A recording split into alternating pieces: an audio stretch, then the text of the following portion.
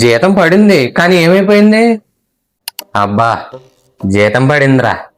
ఈ నెల నేను కూడా రాజునే.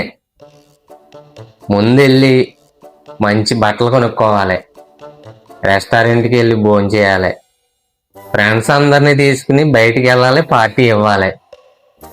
ఇంకా ఈ నెల నుంచి నేను కూడా ఎంతో కొంత డబ్బు దాస్తానురా. ఒరే,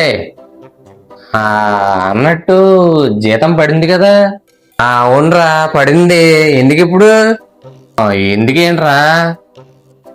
ఇంటది కట్టాలి, కరెంటు బిల్లు కట్టాలి, కిరాణా సరుకులు, ఈఎంఐ కట్టాలి, ఇంకా మిగిలిన పిల్లల ఖర్చులు. అవన్నీ మాకు తెలుసులేవా?